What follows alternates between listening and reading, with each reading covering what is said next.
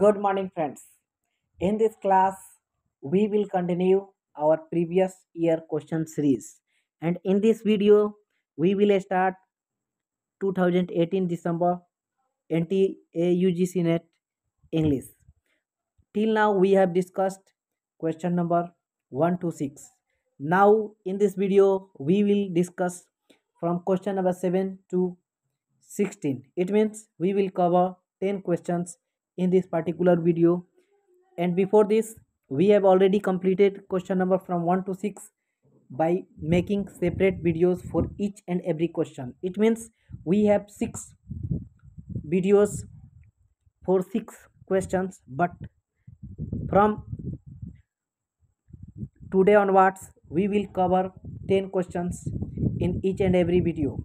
So let's get started. What is the question saying? Which of the following had the alternative title Things as They Are? It means we have a title Things as They Are. We need to find out the alternative title for this option. So answer option number A, Mary Shelley's Frankenstein.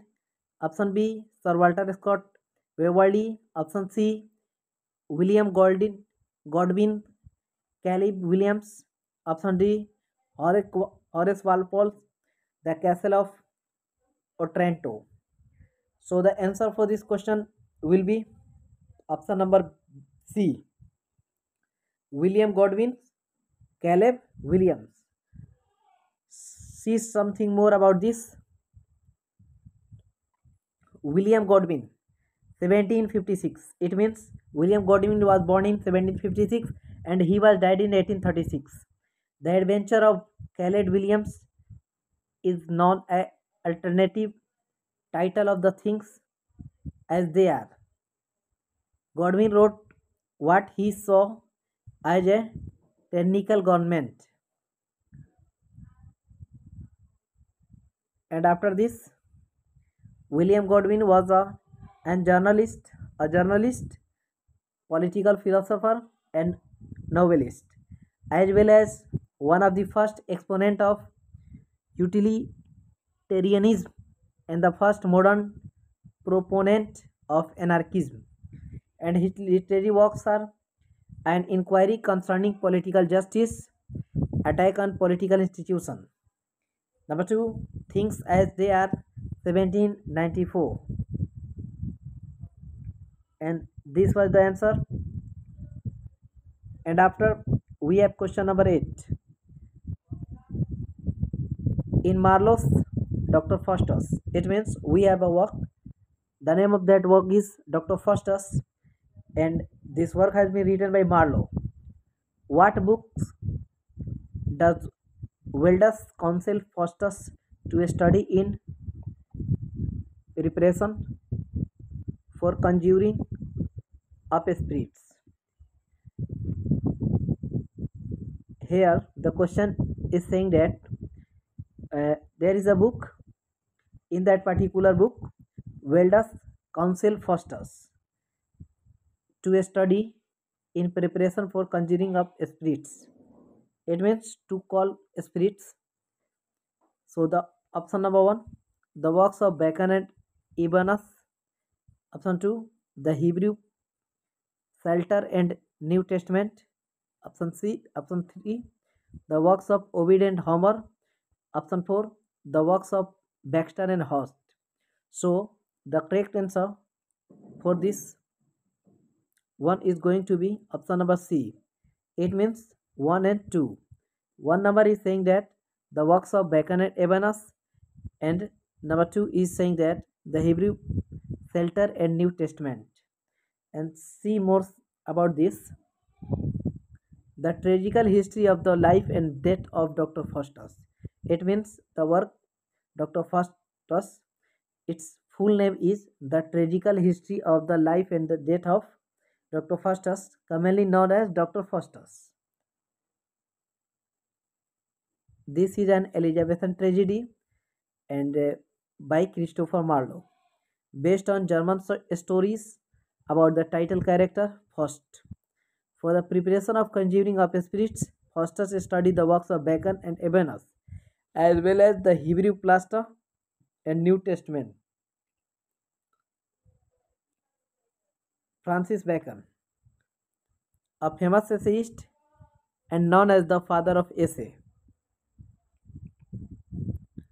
And after this, Ebenus Pietro di Ebno, an Italian philosopher, astrologer, and physician.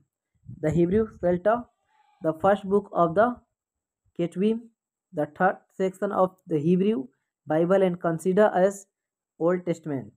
The New Testament, the second book of the Christian biblical canon. It discusses the teaching and person Jesus. And we have question number 9. The question number 9 is saying that which of the following poems is quoted as the epigraph to a Raisin in the Sun? Raisin in the Sun by Lorian Hansberry. Option A, The Big Sea. Option B, I to Sing America. Option C, The Negro Speaks of Rivers. And option D, Harlem, A Dream Deferred. So the answer for this question is going to be option number D.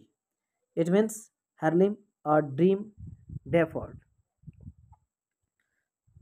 See something about this. An epigraph is an effective literary tool. It means when we talk about epigraph, it's an effective literary tool that some writers utilize. It means some writers use it to focus the reader toward the theme purpose. We have to focus about the theme purpose or concerns behind the work. It means what is the meaning about the work. The epigraph to A Raisin in the Sun is Kingston Hughes' poems and Montes of a Dream Deferred, which was written as a critique of Harlem life. The 11 lines are a hypothesis about the ramification of white society actions to withhold equal opportunity from black citizens. Hughes' main point is that there could be serious consequences when people's frustrations accumulate to a point where they must either surrender to their dreams or allow circumstances to snuff out their aspiration. And now, question number 10. Adherents of the 14th century religious movement associated with vernacular preaching, translation of New Testament into English, and challenges to the authority of priests and bishops were called Lollards. Option A, option B, levelers, option C, deists, option D, agnostics. So the answer will be option number A, Lollard. See something about this. Lollard was the popular derogatory nickname given to those who were without an academic background, educated only in English, who were imitation of John Wycliffe's teaching and were certainly considerable energized by the translation of the Bible into the English language. Lolland had come to mean a heretic in general by the mid 15th century. It was mainly a pre-Protestant Christian religious movement that existed from the mid 19th century to the English Reformation. It was started by John Wycliffe, a Roman Catholic theologian. The Lollards' demands were primarily for reform of Western Christianity. And the next question, what is an implied reader? So the option a reader who embodies all those predispositions necessary for a literary work to exercise its effect. Option B, the idea audience envisioned by the author and to whom the work of literature is supposedly addressed. Option C, the ideal reader of a work of literature which is approximated over time by successive responses of generations of actual readers. And option D, the ideal average reader who can approach a work of literature with no preconceived ideas about the author's life, the time of the composition, etc. So the answer of this question is going to be option number A. Implied reader. It's a reader who embodies all those predispositions necessary for a literary work to exercise its effect. See something more about this. We have a term implied reader. This has been coined by Puth. In 1961, the term implied reader is a function of the work even though it is not presented in the work. The implied reader is ultimately one of the attributes of the concrete reader's reconstructed implied author. It follows that the implied reader is no less dependent on the reader's individual acts of reading, understanding, and reconstructing than the implied author whose attribute it is. Although an intended reader is not fixed in the text but exists merely in the imagination of the author and who can be reconstructed only with the letters, statements, or extra textual information, does not form a part of the work. And we have question number 12. Which post-war British poet ends the poem with the line, "Get stewed, books are a load of crap"? Option A, Philip Larkin. Option B, Craig Rain. Option C, Tom Gunn. Option D, Ted Hughes. So the answer of this question is going to be option number A, Philip Larkin. See more something about Philip Larkin's poetry, A Study of Reading Habits. Contained the printed lines and Larkin, known as a British post-war poet. It was written in August 1960 and published in 1964, volume The Whitsun Wedding. Touches upon one of Philip Larkin's favorite themes in a more explicitly humorous way than many of his most famous poems.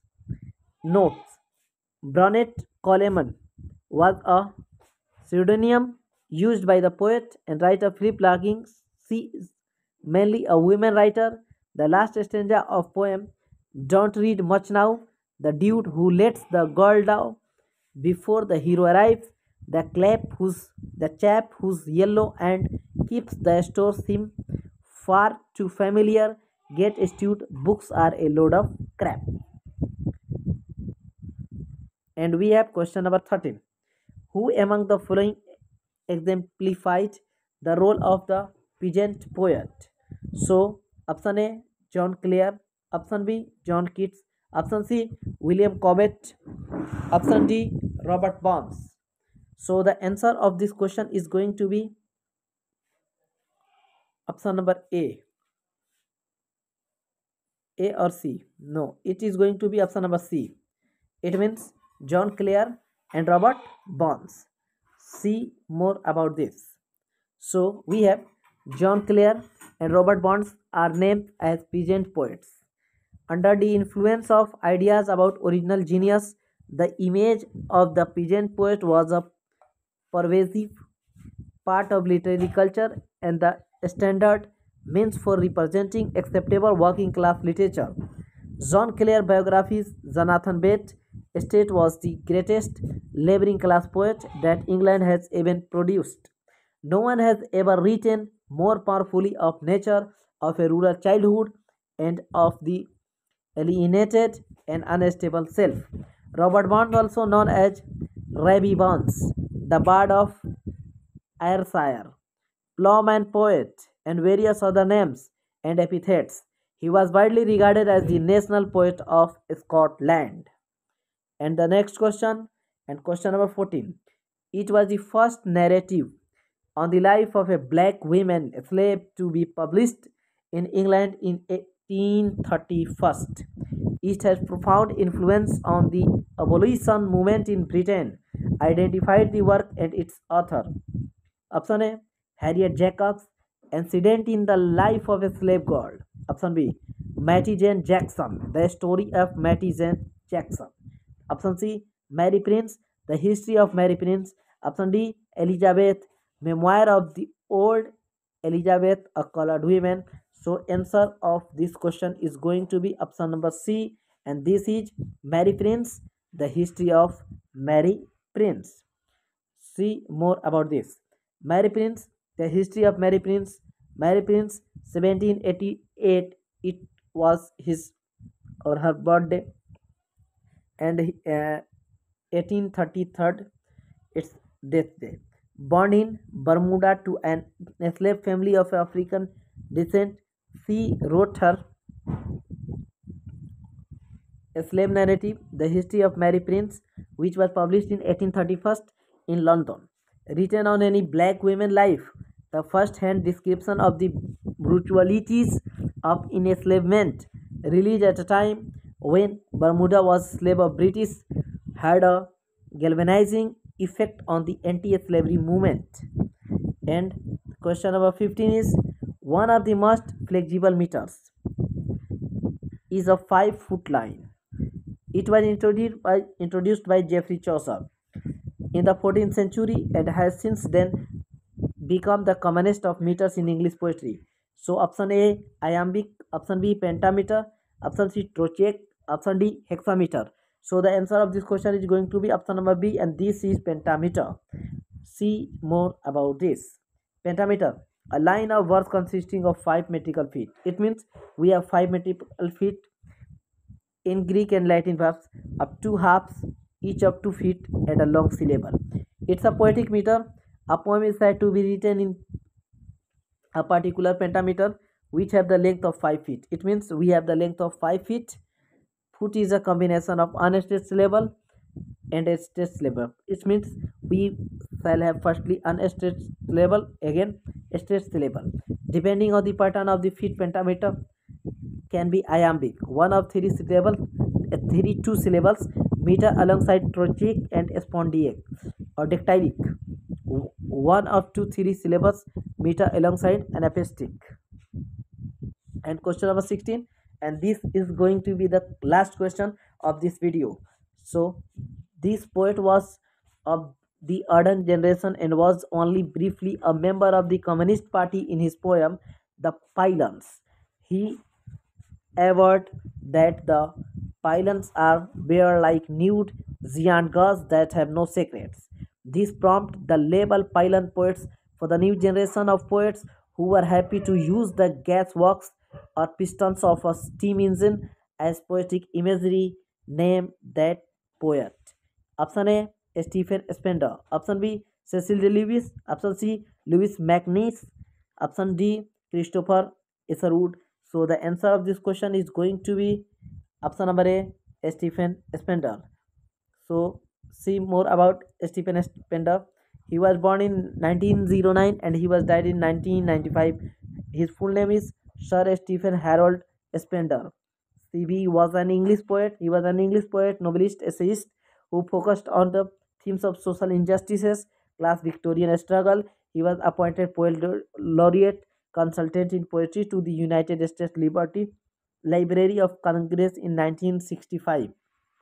His notable works, The Pylons, The Generous Days, 9 Experiments, Poems of Dedication, Dolphins.